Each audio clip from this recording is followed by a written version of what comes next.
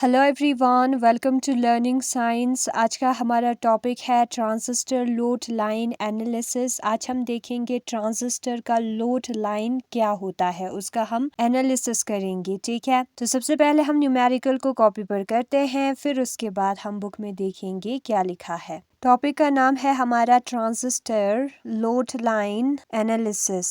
जो हमारा VCE होता है, जिसे हम कलेक्टर इमिटर वोल्टेज कहते हैं, वो हमारा बराबर होता है VCC माइनस ICRL के, जहाँ पर VCC जो है वो हमारा बैटरी का वोल्टेज है। Now, अगर हम ICRL का साइड चेंज कर दे, उसको लेफ्ट हैंड साइड पे लेकर आए, तो हमारा जो ICRL है वो बराबर होगा VCC। VCE का भी साइड चेंज करना है तो आएगा नेगेटिव ऑफ VCE।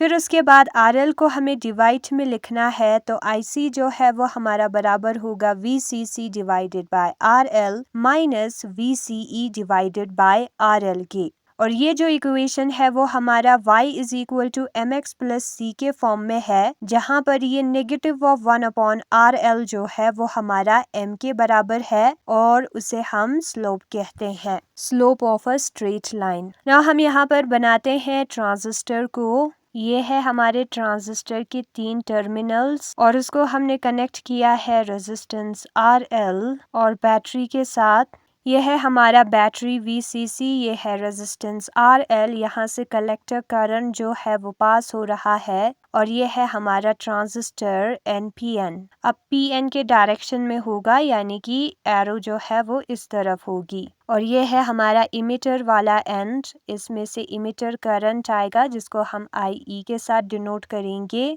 और ये एक और टर्मिनल है जहाँ पर हमने कोई भी सिग्नल अप्लाई नहीं किया, यहाँ पर कोई भी सिग्नल नहीं है। ठीक है, नो सिग्नल है। और यहाँ पर भी एक बैटरी कनेक्टेड है, जो कि है हमारा VBB। तो ये है हमारा फिगर कॉमन इमिटर ट्रांजिस्टर का सर्किट डायग्राम। ये हमारा बेस होगा, बेस करंट इसमें से पास होगी। ये कलेक्टर, ठीक है, ये 3 एंड्स हो गए। यहाँ पर रेजिस्टेंस और VCC कनेक्टेड होगा, यहाँ पर कोई सिग्नल नहीं होगा, और यहाँ पर एक और बैटरी भी होगी। तो ये है हमारा common emitter amplifier in quiescent condition. Kirchhoff voltage rule क्या होता है ये? तो यहाँ पर जैसे कि हमने KCL में देखा था कि जंक्शन लॉ होता है, ये आपका क्लोज लूप लॉ भी बोलते हैं, इसको लूप लॉ भी इसे कहा जा सकता है।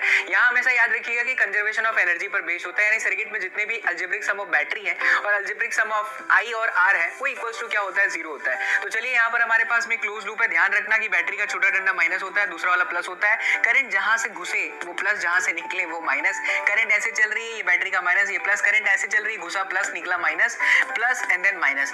अब आपको किरचॉफ रूल लगाना बहुत आसान हो जाएगा। अगर हम इस तरीके से चल रहे हैं तो माइनस से प्लस गए, इसलिए कि प्लस। फिर यहाँ देखिए माइनस आ रहा है, इसलिए यहाँ पर हो जाएगा माइनस में IR3। फिर आप यहाँ गए प्लस में V2।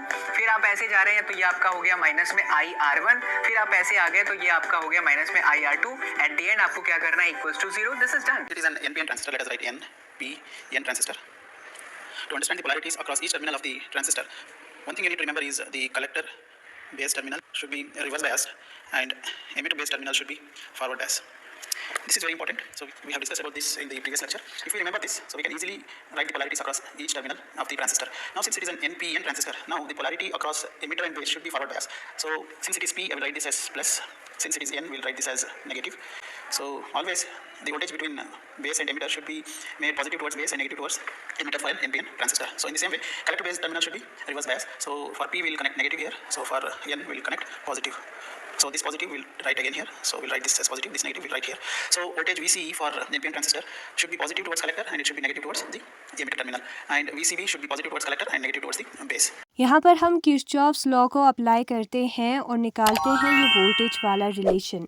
ये NPN है, ठीक है, ये कलेक्टर N है, इमिटर N है, बेस है हमारा P। ये दोनों जो है क्या होगा? फॉरवर्ड बायस्ड होगा, बेस और इमिटर, यानी कि N की जगह पर नेगेटिव होगा, और जहाँ पर हमारा P है वहाँ पर पॉजिटिव होगा। और यहाँ पर पी एन है, बेस हमारा P है, कलेक्टर हमारा N है और दोनों रिवर्स बायस्ड है, तो B हमारा जो है वो P के जगह पर नेगेटिव होगा और यहाँ पर N के जगह पर पॉजिटिव होगा। तो ये जो है वो पॉजिटिव से स्टार्ट हो रहा है और नेगेटिव पे खत्म हो रहा है। तो ये जो है वो नेगेटिव पॉजिटिव है, ये है पॉजिटिव नेगेटिव और ये है पॉजिटिव नेगेटिव। तो ये दोनों टर्म्स VCE और ICRL दोनों नेगेटिव में होगा और VCC जो है वो पॉजिटिव में होगा और उनका सम यानी कि VCC negative of ICRL negative of VCE जो है वो 0 के बराबर होगा। तो VCE का अगर हम साइड चेंज कर देंगे तो प्लस VCE बन जाएगा। VCE जो है वो हमारा बराबर होगा VCC नेगेटिव ऑफ ICRL के। ये हमें किरचॉफ्स लॉ को अप्लाई करके मिला है। ना हम बुक में देखेंगे, टॉपिक का नाम है हमारा ट्रांजिस्टर लोड लाइन एनालिसिस। जो हमारा फिगर है 8.31 वो हमें सर्किट दिखा रहा है common emitter mode transistor amplifier का। कॉमन इमिटर होगा, ठीक है, ऐसा एक ट्रांजिस्टर एम्पलीफायर का फिगर दिखा रहा है जिसमें हमारे पास लॉट रेजिस्टेंस RL है जिसको हमने बैटरी VCC के साथ कनेक्ट किया है और उसको हमने कनेक्ट किया है कलेक्टर और इमिटर टर्मिनल्स के साथ ताकि जो करंट IC है वो लोड रेजिस्टेंस RL से फ्लो हो। ये जो VCC है उसको हमने RL के साथ कनेक्ट किया है जिसको कलेक्टर के साथ कनेक्ट किया है, इस साइड इमिटर से कनेक्टेड है। तो इसमें से जो है करंट IC पास होगा, वो लिखा है यहाँ पर so that current IC flows through RL। ये जो फिगर है उसमें हमने किसी भी सिग्नल को अप्लाई नहीं किया है और वो कंडीशन जिसमें हम किसी भी सिग्नल को अप्लाई नहीं करते हैं उसे हम कहते हैं क्विसेंट कंडीशन, ठीक है। यहाँ पर कोई भी सिग्नल हमने अप्लाई नहीं किया है, क्विसेंट कंडीशन है। जो वैल्यू होगा कलेक्टर इमिटर वोल्टेज का वो किरचॉफ्स लॉ हम अप्लाई करेंगे इस कलेक्टर सर्किट पर किसी भी टाइम पे, वो हमारा बराबर होगा वोल्टेज कलेक्टर इमिटर में वो बैटरी का वोल्टेज, ठीक है, जिसको हमने कलेक्टर के साथ कनेक्ट किया है माइनस नेगेटिव ऑफ ये वाला वोल्टेज आएगा जो करंट IC के वजह से आएगा, ठीक है। किरचॉफ्स लॉ से हमें ये रिलेशन मिला है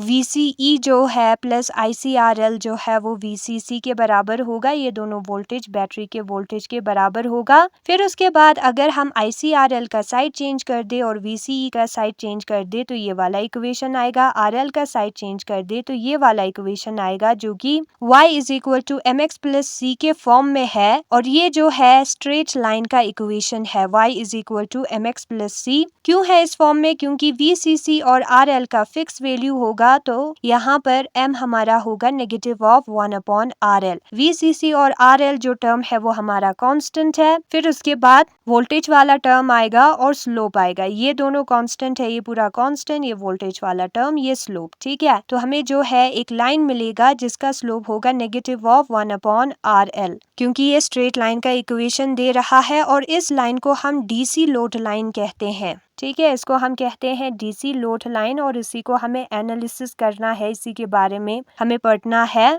To draw the DC load line, we need 2 points and these can be located as under। DC load line को draw करने के लिए हमें 2 points की ज़रूरत पड़ेगी और ये 2 points जो है ये जो नीचे कंडीशन दिया है वैसे हमें मिलेगा। जब हमारा कलेक्टर करंट 0 के बराबर होगा तब कलेक्टर इमिटर वोल्टेज जो है वो सबसे ज़्यादा होगा और वो जो है VCC के बराबर होगा और ये जो है हमें फर्स्ट पॉइंट देता है, ठीक है। फर्स्ट पॉइंट में क्या है, जब हमारा करंट 0 के बराबर होता है उस वक्त ये पूरा टर्म 0 होगा, ये दोनों वोल्टेज जो है वो इक्वल होगा, ठीक है। और दूसरा कंडीशन है जब हमारा कलेक्टर इमिटर वोल्टेज VCE 0 के बराबर होगा तब कलेक्टर करंट हमारा सबसे ज्यादा होगा और वो जो है VCC अपॉन RL के बराबर होगा। इक्वेशन नंबर फर्स्ट में VCE के जगह पर 0 पुट करना है तो ये दोनों टर्म बचेगा, तो VCC जो है वो ICRL के बराबर आएगा, IC जो है वो VCC अपॉन RL के बराबर आएगा, ठीक है। VCC अपॉन RL के बराबर होगा हमारा करंट और ये हमारा मैक्सिमम करंट है, तो ये हमें सेकेंड पॉइंट देगा, ठीक है। और इन दोनों पॉइंट्स को जब हम ज्वाइन करेंगे तो हमें DC लोड लाइन मिलेगा जो कि यहाँ पर फिगर 8.32 में दिया है। तो क्या करेंगे हम, सबसे पहले हम करेंगे यहाँ पर Y एक्सिस पर करंट को ड्रॉ